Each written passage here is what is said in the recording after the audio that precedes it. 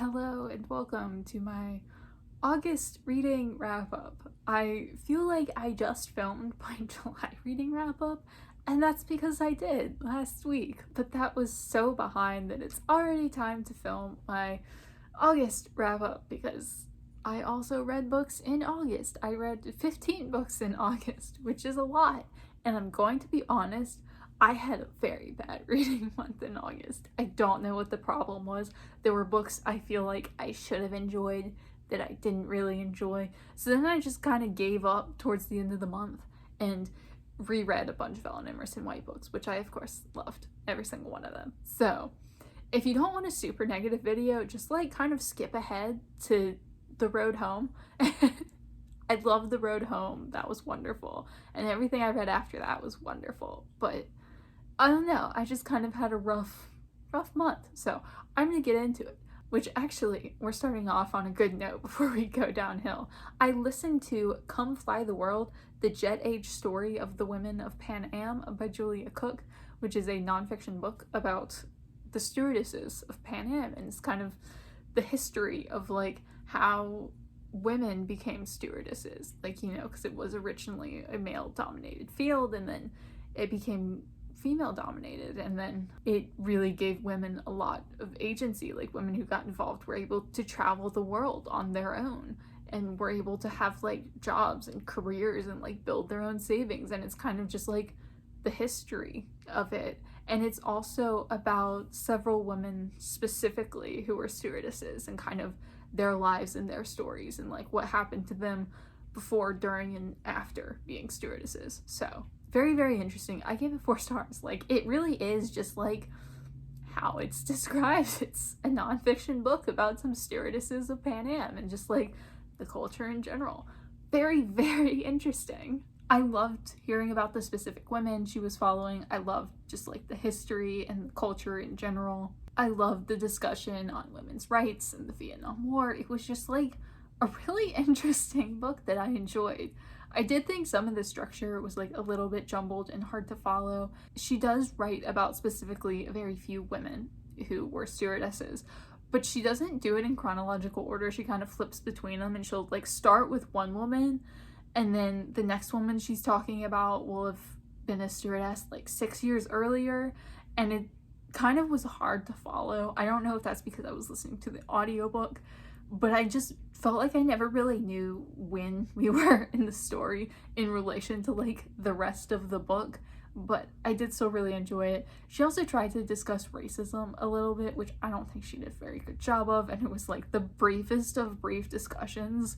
Like, she knew she couldn't just like completely ignore it, but it kind of felt like she maybe wanted to, which didn't love that aspect, but like overall the book was just like a really interesting book. Then I read The Effects of Light by Miranda Beverly-Whittemore, which I gave 2 stars.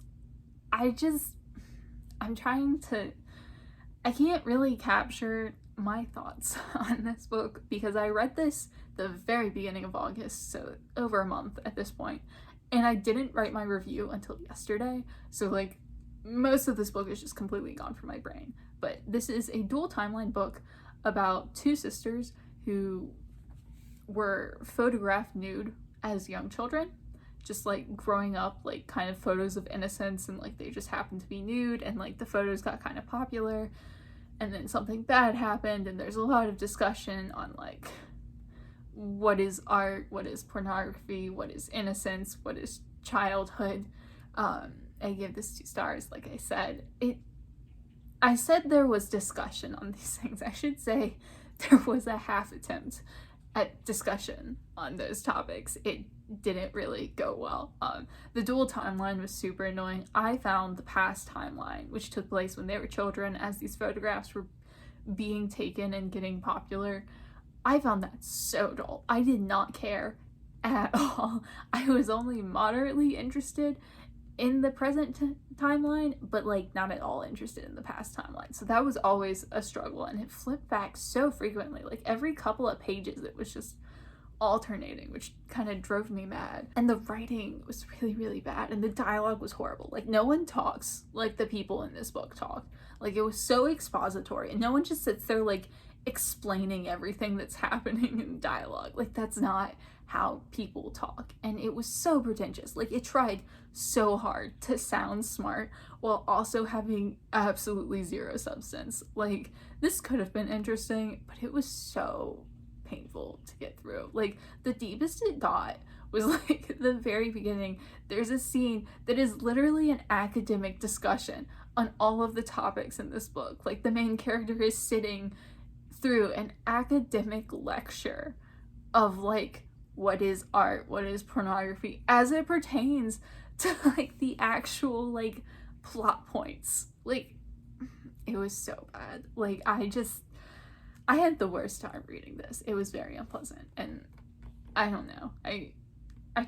It was not good. Like, if I'd written a review back when I like had all these thoughts, I could maybe sit here and like explain in more depth and like truly tear it apart, because I do feel like this book kind of deserves that, but I don't really remember it, which is honestly the most positive thing I can say about this, is that like it doesn't stick around, so I appreciate that.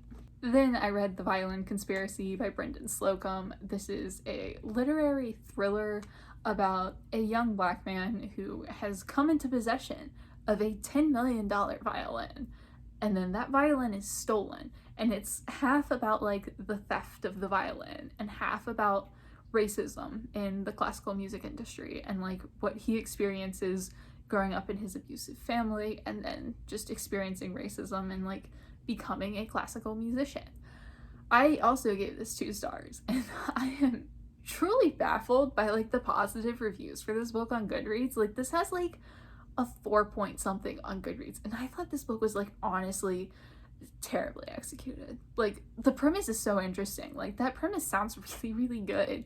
It's just like not well written and not well structured, and just like not a very good book. Like, the characters were all completely one-dimensional. Like, they all had like their one thing, except for the main character a little bit. He was like half developed, I think. He had like a semblance of personality, not a lot, but like a little. I kind of liked him okay, but like everyone else was just like awful. Like, they were all just like, they were the self-absorbed character who was consistently self-absorbed, or they were the racist character, of which there were like 20 who their only personality trait was being racist, and there was like the abusive mother and like the money-hungry uncles, and like they all had like that one aspect to their person. It was so flat, and also just like really repetitive. There was a point in this where I swear I was reading the same scene for a second time, and I kind of half went back and flipped, but I didn't really care enough to go looking and like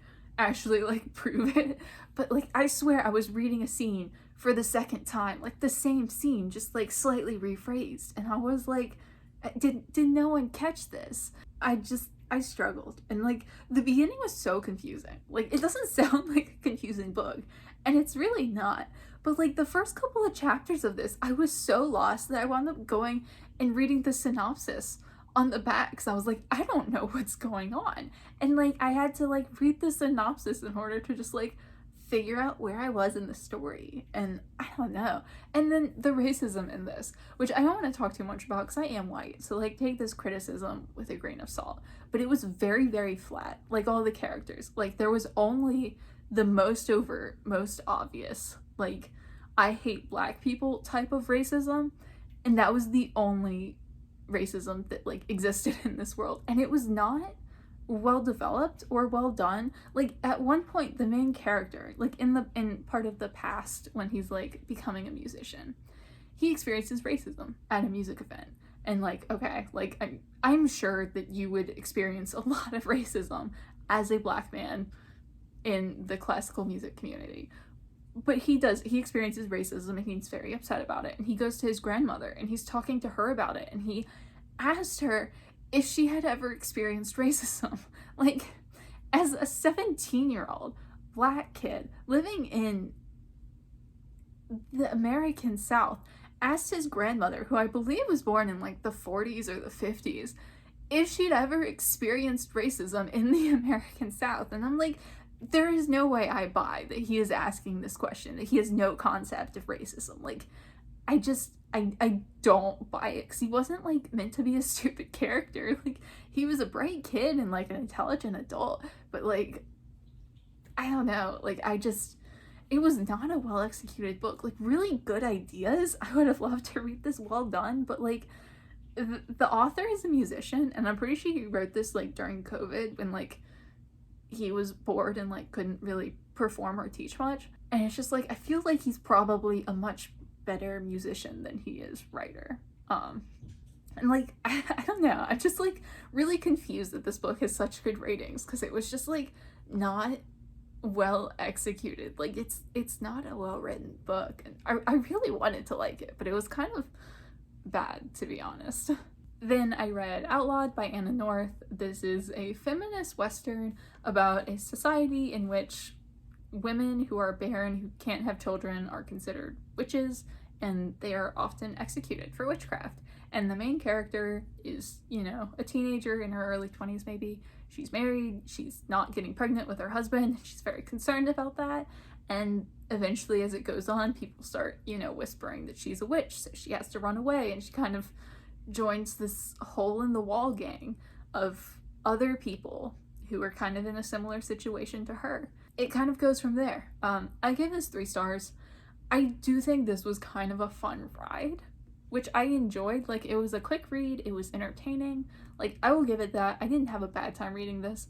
I do think it was like worth, like, I'm glad I picked this up. I wouldn't have picked this up for myself, and I honestly don't think I would have been missing anything had I never read this, but I am glad I read it. It was just like trying to do a lot of things that I don't think it did very successfully. It's like partially like feminist social commentary on like, you know, what it means to be a woman, and like what motherhood means, and like being barren, and like whatever, etc., etc. But it didn't really have a whole lot of depth to that discussion, apart from like, it sucks and sexism is bad. Like, that was kind of the extent of the commentary on that. And it's part like a little bit cowboy story, because they are kind of cowboys, but like it's also a little bit like weird religious culty vibes, and like it was kind of all of those things without really developing any of those things, and it kind of felt a little jumbled and messy, and I wasn't the biggest fan. It also tries to have some commentary on gender, because there are some non-binary and or trans characters in this, but to be honest, it really treats all of the assigned female at birth characters as female regardless of their gender identity, which was not great. Like, I think she was trying to do a good thing here, and then kind of just like didn't really get there, or at least that was how I read it. And then she also tries to have some discussion on racism and doesn't really do well with that either. So like, I don't know. I think this book would have been better if she tried to do less with it and had focused on like the fun cowboy story, because I feel like that was the best parts of this book. There just wasn't enough of that. I really loved the beginning, when I thought it was going to be really interesting and like have a lot of discussion on things, and then it kind of like never got to the interesting discussion and kind of fell flat in a lot of ways. But it was a fun ride. I didn't have a bad time with this, but I do think it is a very flawed book. Then I listened to Stay True by Hua Hsu, which is a memoir of a young man who grew up in California in the 80s and 90s as a son of Taiwanese immigrants, and it's like half his memoir and half about his friend who died when they were in college. His friend was killed, and it's just like about his grief and like just his life and his childhood and like growing up. And I don't know, I gave it 3 stars. It was fine. A lot of the stuff about like his friend's death was like really sad and really bittersweet, and like it felt very real. Like, it was about grief, but like in a kind of quiet way, where it wasn't just like melodrama and tragedy and like the saddest thing you've ever read. It was just kind of like, this is heartbreaking, but also like commonplace in a way. Like, that's how it was written, that's how it came across, and like that made it like more heartbreaking in a way, and I really, really enjoyed that. It had me tearing up. I think the hardest thing for me in this book is that Hua Hsu is, or was, I should say, very pretentious as a teenager and young adult in the 90s, like very into like underground music. Like, he can only like things that are like not popular. The second it becomes too popular, he gets really judgmental about it.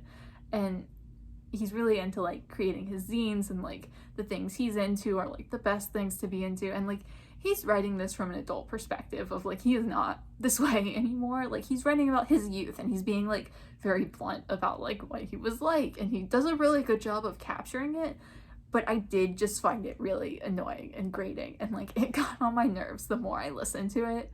And like parts of it like felt really good because he does like capture real life situations so well. It's just like that kind of wound up turning around on like, because he captured it so well, I'm more annoyed than I would have been if he, you know, kept some more distance from what he was like. But I do think it was interesting in a lot of ways. Like it had a lot going for it. It had a lot of interesting discussion. It was just a little bit rough for me to get to, unfortunately. But like it wasn't bad. I don't know. It's one of those books like I didn't enjoy it all that much, but it was very, very interesting. And I do appreciate interesting books. But yeah, I think at the end of the day, I just didn't really care about this one very much. Like, it was fine, but I don't know. Not my thing. Then I read Trespasses by Louise, which is a historical fiction novel about a young woman in Northern Ireland during the Troubles who has an affair with a much older married man. And it's kind of about politics and her affair and everything that was going on in Northern Ireland during the Troubles. I gave this 3 stars as well. I wanted to love this, and I can't quite figure out why I didn't love it. Like, I think the characters were really well developed and really interesting and felt so realistic, and I adored them. And like they were just like really, really well written, and like the setting was amazing, and like the story structure was wonderful, and the writing was absolutely lovely. Like everything I have to say about this book is positive, but like I just didn't care. Like I was not invested in this story. I didn't care about the characters. Like they were so well done. I just like did not care what they were doing or feeling or whatever. Like I just was so disconnected the entire time, and it's like, I don't know, like I would recommend this because I do think it was a really well done book. I don't know what my issue was, like truthfully. Like I wish I could explain where the problem was here, but it's like I felt like this was a really good book. I don't know, I was just kind of meh on it the whole time. And truthfully, I spent a lot of time being like, okay, well I need to read like 20 pages right now. I need to like get to the 200 page mark, and then like just having to force myself through those pages and like constantly checking the clock. And it's like, I thought it was well written, the characters were great, like I don't know, and I love the structure. Like everything came together in this story so well. It was just like masterfully done, but like I don't know, I didn't care about it, so it was kind of unfortunate. And like this was the point where I was kind of thinking like maybe I should give up on reading for the month. I don't know. The Walls by Hollie Overton. This is an adult thriller about a woman who works on death row. She's publicity, what is it called? I'm forgetting what the term is, but she like is the one who talks to the reporters and makes like announcements and holds press conferences. I can't for the life of me think of what it's called, but that's what she does. And then she is the single mother of her teenage son, and she lives with her father, and then she gets into this relationship and eventually marries the man, and then after the wedding he turns out to be horrifically abusive and basically holds her prisoner, and no one else knows what's going on, and she doesn't feel like she can talk to anyone about it, and starts thinking that maybe I need to murder my husband to escape. And working on death row and dealing with people who are on death row for murder kind of doesn't help her in that. I gave this 3 stars. I loved Baby Doll by Hollie Overton. Like, I love that. That's one of my favorite thrillers. And it was, like, such a wonderful, like, well-done story. And this, I feel like, had some really good bits in it. But the beginning dragged so hard. Like, the first half to third, like, that kind of area was so boring and just so kind of generic and not well done and not interesting and not really doing a lot. And then the second half was really, really interesting, and it kind of changed what it was doing in like a really good way, and it became a different kind of story, which I really appreciated, because I get very tired of thrillers who are just about abusive relationships or abusive marriages, where it's not really a relationship or a marriage, it's just like a prisoner and a sadist, and you know, the victim hates their abuser, and like it's a very like clean cut, like black and white situation of like, it's not like a complicated relationship that like most abusive relationships are, where like you want to get out but also you're conflicted, and like there's like a lot that you can do with that. And then I don't know, it just feels too bland and nothing when it's written like this, and I wasn't a fan of that. But then it did change and it got interesting, and I was very invested, and I was on the fence of giving it 4 stars. And then the ending was just very, very generic again. It wasn't a bad ending. It was like, it's perfectly serviceable. It was fine, but that's not really how you want to end off a book feeling. Like, that was fine. So I did wind up with 3 stars, but it was very enjoyable. I would recommend it. I think she was trying to have a lot of discussions and do a lot in this that it didn't really have the depth for, but I did have a good time. Like, it's a fine thriller, but it kind of made me think that maybe I just really liked Baby Doll, and that Hollie Overton is not going to be an auto-read author for me. So, I don't know. This was fine, though. Then I listened to We Have Always Been Here by Samra Habib, a queer Muslim memoir. This is Samra Habib's memoir. It's just about her being a Pakistani Canadian. She immigrated to Canada when she was, I think, like about 10 with her family, and she grew up queer in the 90s and not really able to verbalize that or like fully like understand that's how she was. And she was in an arranged marriage with a much older man who was her cousin when she was a teenager, and wound up escaping that, and then wound up in another teenage marriage with a boy she met who was a very good friend of hers. I gave this 4 stars. I thought this was a really well written, really interesting book. I loved listening to it. She has a lot of interesting things to say. She's really good at saying them. Like, she's led an interesting life. I think my biggest issue with this book was just that it was like a little too short just for the story she was telling. It's only like 5 hours long or something like that, and it did feel like at points things were being skipped, like I was missing out on important information or important development. And like that can kind of be a problem in memoirs sometimes, because people don't want to share like every aspect of their lives, even if it makes for like the better story. And I don't know, it's kind of conflicting there.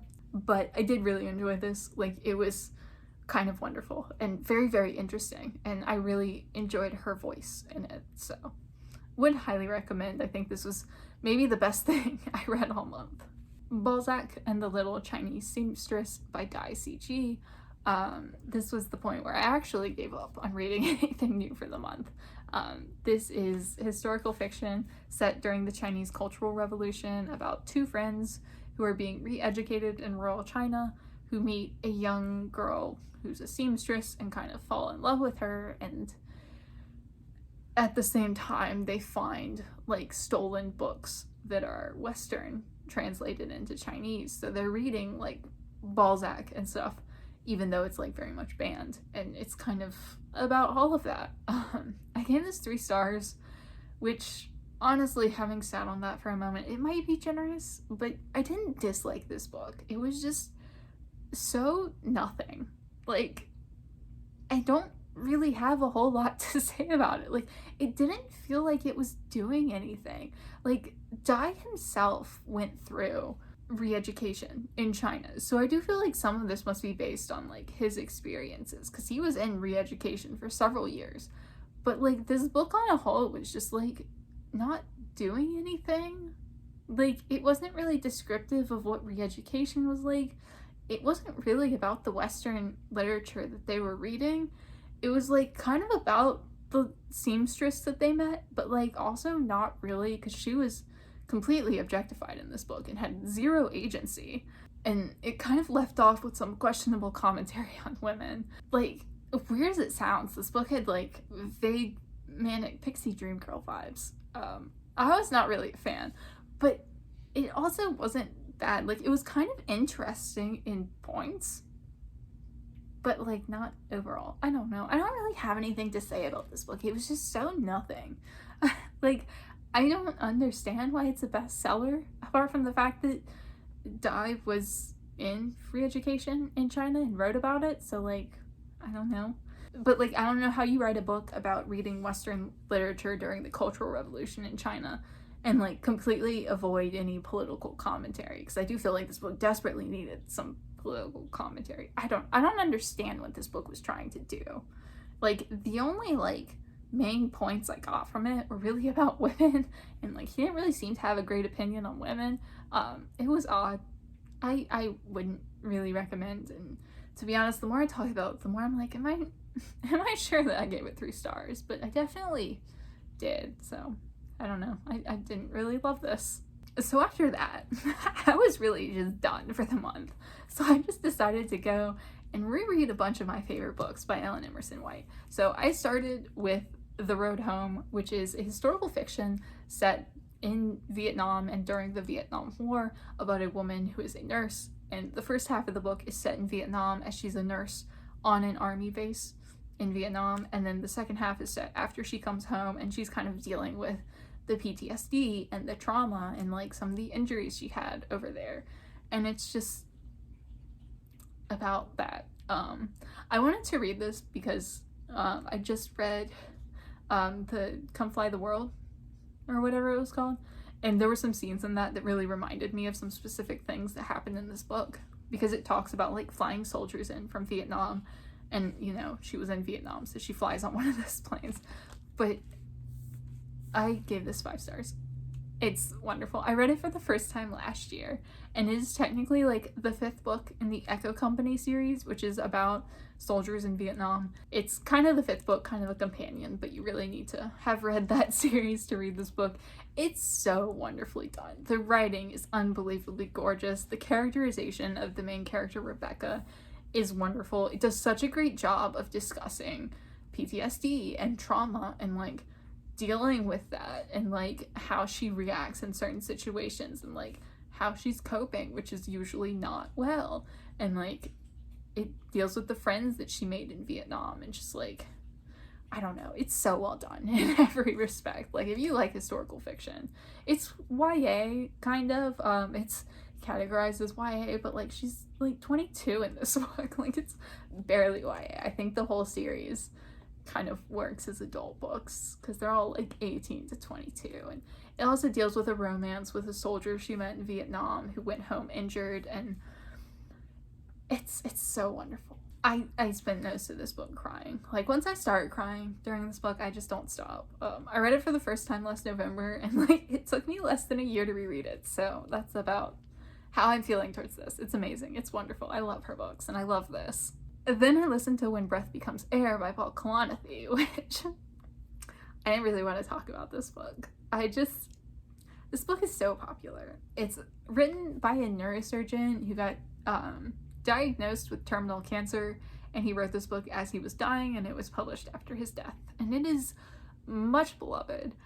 I gave it 3 stars, and if I'm being very honest with that, I think part of that is because I feel bad, and I really don't want to give this book a negative review, but I just didn't get anything out of it. Like, I feel very bad for him that he went through this and that he died young. That's very sad. And I feel very sad for his wife and young child who are now living without him and dealing with that grief. But I don't know. I didn't think the book was well written. I didn't think it had anything interesting or insightful to say. Like, people talk about how meaningful this is, and I'm just like, where? Like, I don't understand. And I don't want to, like, I don't enjoy talking ill of the dead, but like, he came across as very pretentious and unlikable, and like, I don't really want to go into detail in this book. I don't know, like, I didn't hate this. Like, there were things about it that were just like, I don't know, like, some of the medical stuff was a little bit interesting, and like, it's not like it was a terrible book. It's just like, it kind of felt like the vanity project of a dying man, and it didn't really offer much to the world. But everyone loves this except me, so like, I don't know, unpopular opinion, I guess. But I don't really want to spend my time talking ill of a dead man and just like crapping on a book that he wrote as he was dying. It makes me feel bad about myself, so we're just gonna say that wasn't for me. And then I read the first 3 books in the President's Daughter series by Ellen Emerson White, which is my favorite series. of all time. There are 4 books in it, and I didn't finish the 4th one until September, so I will be talking about that next month, partially because I did technically finish it in September, and also partially because I can just talk about her in as many videos as possible so that I can bully more people into reading her. But The President's Daughter, White House Autumn, and Long Live the Queen. I'm just gonna hold up the first one, but I will talk about all of them. The President's Daughter is about a teenage girl whose mother becomes the first female president of the United States. The first book takes place as her mother decides to run for office, as she becomes president, as they move into the White House, and it's kind of just a cozy story of, I don't know, this 15-year-old girl dealing with being in the public spotlight and her mother becoming president and like changing schools, and it's just like kind of a wild ride for her. But it's not done in like a melodramatic way, it's done in like a very realistic way by someone who like understands how things work. I should say I gave all of these books 5 stars. Let's just like open with that. These are all wonderful 5-star reads. They're my favorite things ever. So that's the first book. And then the second book, White House Autumn, really takes a turn because this first book is lovely and nothing bad happens. Like there's general like teenage angst and like she doesn't really feel great with like her grades being published in the paper and like her mother like being trash talked by like politicians of the other party, and like she's not really a fan of that. But nothing bad happens. In the second book, there's an assassination attempt on her mother, and it's very sad. And like it's a lot about like her family like coming together and like dealing with this, because this is a very scary thing, and they all have Secret Service agents, and like it didn't protect her, and like they're just dealing with kind of like the grief and the fear and like coming together as a family. Long Live the Queen takes another sharp turn, and the main character, Meg, is kidnapped by terrorists and tortured and becomes permanently disabled and, you know, traumatized as a result of this, and has to deal with a lot of PTSD. And I'm not giving spoilers for these because like the bad thing that happens usually happens towards the beginning, and a lot of these books deal with like the aftermath.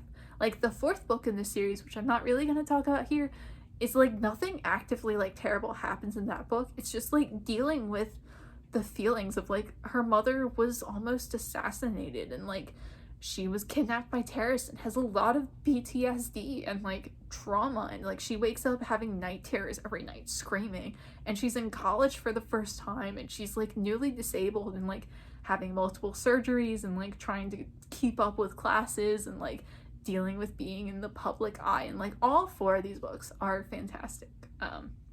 They're just really well written, amazing books. The characters all feel so real. Like I love Meg. I just feel so attached to her, and she's so relatable, even though like the situations she's in are not very relatable, and she's so intelligent, and like it comes through so well in these books. And like the family relationships, a lot of these books do focus very heavily on family, like her parents and her siblings, and like how close-knit they are, but how like these tragedies have kind of like torn them apart in a lot of ways. They're so sad. I cry a lot, but I also laugh a lot, and I don't know of any other books that make me both laugh and cry, and these books make me laugh and cry at the same time. Like I am laughing while I'm crying because they are funny and both very, very sad, and they're just incredibly well written, amazing books that like I truly cannot recommend enough. Like they're wonderful. Like they're just absolutely amazing, wonderful books. And like I always just try to bully as many people into reading these as possible because they're so good and they make me so happy. So highly recommend. Please read these. Wonderful. And then the last book that I read in August was All Boys Aren't Blue by George M. Johnson, which is their story as a queer Black person.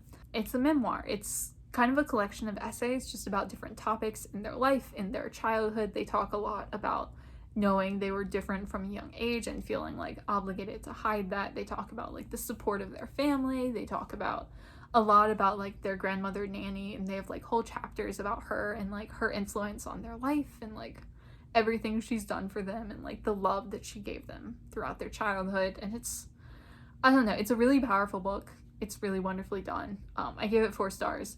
I did listen to the audiobook, and I didn't really love the audiobook experience. I do feel like this might be better reading the physical copy, so I don't know. Maybe that's an unpopular opinion, but I'll put that out there. I also had there was one chapter about their frat. They joined a fraternity in college, and there was a chapter that went like really in depth on like the frat and all the details of joining, and like it kind of came down on the side of defending hazing a little bit, which is kind of like questionable, and it was just like the most boring thing that I've read in a minute. But every other chapter was really enjoyable. It's just about being a queer Black person and like what that means for them and like how they've come to terms with it. And it was a good book. Like, I don't know, I really enjoyed listening to it. A lot of the things they said were very powerful. There were a few misses. Like, at one point they dead named their trans cousin, which seemed entirely unnecessary in the context it was done and made me kind of uncomfortable, but like, hopefully that's something that they did and just kind of regret now. But it was a really good book. I would highly recommend. It is a YA memoir, and it is very much geared towards teens and like a lot about their youth and how like having a book like this would have helped them as a teenager. But like it's very good for adults too. Like, I thoroughly enjoyed this and would definitely recommend.